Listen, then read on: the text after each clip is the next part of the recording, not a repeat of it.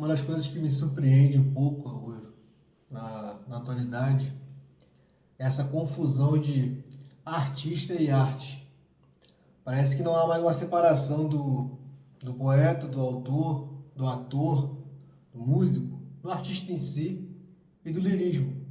Então, o que vem a ser o lirismo? A lira, que nós chamamos de eu lírico de um poema. É interessante que quando um poeta escrevia na Grécia Antiga, isso era bastante claro, a música, a poesia, estava muito ligada.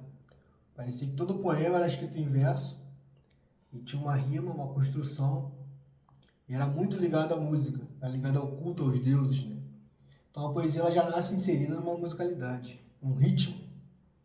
Aí quem estuda mais aprofundamente a poesia vai ver questões de rima, rima rara, rima rebuscada, sistema de metrificação dos versos, sílabas poéticas, mas enfim. Então o eu lírico é aquele eu que está no poema, na poesia. Lembrando que poema é a estrutura escrita, o poema, a forma do poema, é um tipo de arte, escrita, literatura. E poesia é o que há no poema, é a parte abstrata, é a inspiração. Muitas coisas podem ter poesia, uma música tem poesia, uma peça de teatro, um filme pode ser poético. Tá? Então, essa separação também de poesia e poema. O mesmo ocorre com o eu lírico e o artista.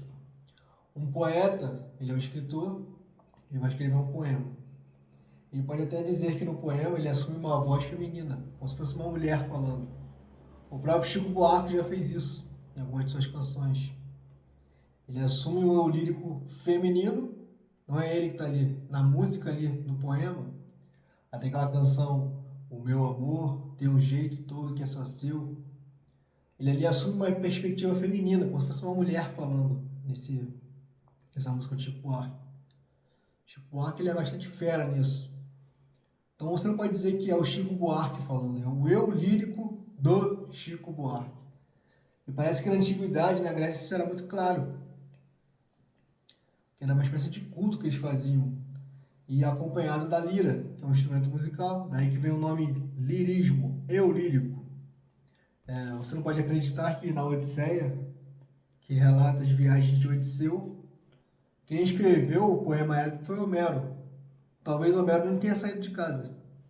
Talvez Homero não soubesse que era uma embarcação, nunca tenha entrado numa nau, que é um navio da época, né? A caravela e tal. Mas na obra, Odisseu era um cara totalmente guerreiro, expert em viagens. Então há essa diferenciação do eu lírico e do autor, do poeta. Isso vai reverberar na arte no decorrer da história, dos tempos. Por exemplo, você andando para frente, já em 1914 nós temos o Fernando Pessoa. O Fernando Pessoa ele tem vários heterônimos, que são identidades poéticas, como se fossem alter egos. Então, um desses alter egos é bastante pastoril, poesias bucólicas, né? Tem a ver com a natureza, uma espécie de panteísmo. Já o Fernando Pessoa, ele mesmo, obra ortônima, ele já é um pouquinho mais saudosista, ele vai enaltecer Portugal, né? Tem seu célebre poema, né? Valeu a pena, tudo vale a pena, se a alma não é pequena. Então parece que antigamente estava bem claro a diferenciação do eu lírico e do artista. E hoje em dia essa confusão, até com o advento da internet, e agora você tem contato pessoal com o artista, né? É pessoal, mas contato mais fácil. Você tem um acesso à globalização, à tecnologia, agora à rede social. Parece que você pode conversar com o artista, né?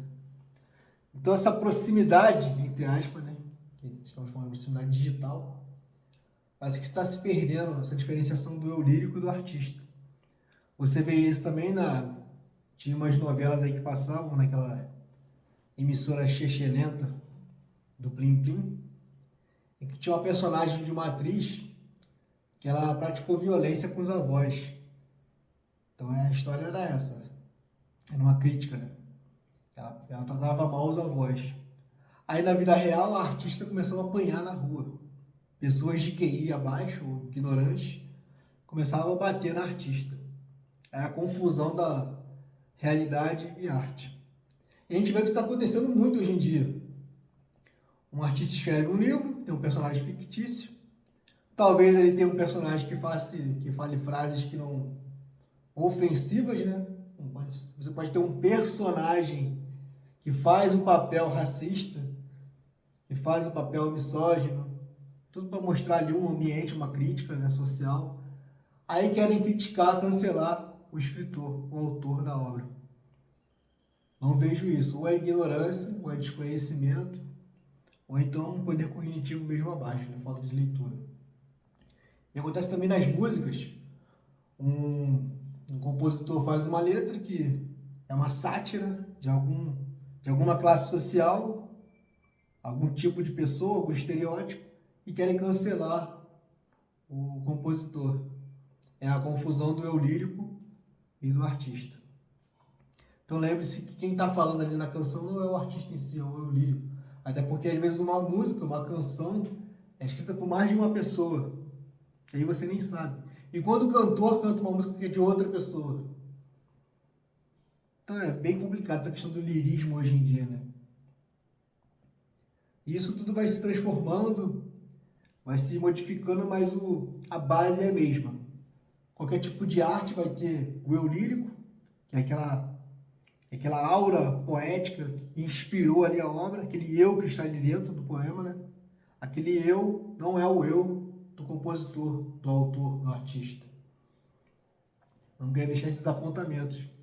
Está havendo essa confusão, né, hoje em dia, né? Tudo isso pode ser falta de leitura, falta de imaginação. Antes isso era bastante bem claro, né? Eu estava vendo uns relatos de uma banda que eu acho engraçada, Pedra Letícia, e tem muitas canções que eles não podem mais cantar, porque as pessoas simplesmente começaram a xingar eles de homofóbico, de racista. Mas a canção é uma sátira. Antigamente nós tínhamos o Mamonas Assassinas também, com canções meio ofensivas a certas classes sociais, alguns estereótipos que ele brincava, né? O nordestino, por exemplo. Mas lembrando, ali é o eu lírico, não é o artista. Então que você possa pensar um pouco sobre isso.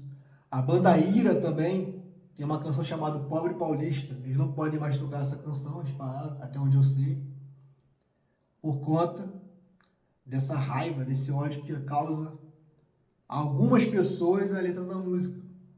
Lembrando também que nem sempre é a maioria, por causa de certas pessoas, de grupos, você é cancelado e impedido de manifestar esses segmentos artísticos. Então, até onde esse pequeno grupo vai poder mandar? E o que eles querem com isso? Querem que todo mundo pense igual? Aí é o perigo que já foi falado aqui da hegemonia cultural. Todo mundo pensar igual. Só um tipo de arte que pode? Só um tipo de deboche que pode? Então seria também uma espécie de censura, né? E para quem não sabe o que foi censura, também foi muito atacada a arte na época. Teve o artigo 5, né, no Brasil aqui. Foi na época da ditadura militar. Artistas como Caetano Veloso, Chico Buarque, Geraldo Vandré tiveram que burlar esses obstáculos, né? Fazer uma música com duplo sentido, com trocadilhos, para ter aquela manifestação velada. E ainda assim eles faziam. Era bastante intelectualizado. Foi a época que a arte até mais foi expandida. Alcançou o seu apogeu intelectual, né?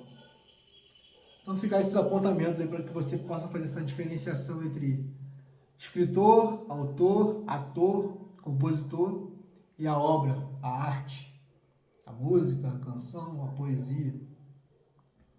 Esses apontamentos para que você possa pensar a respeito antes de tentar cancelar alguém ou alguma obra de arte.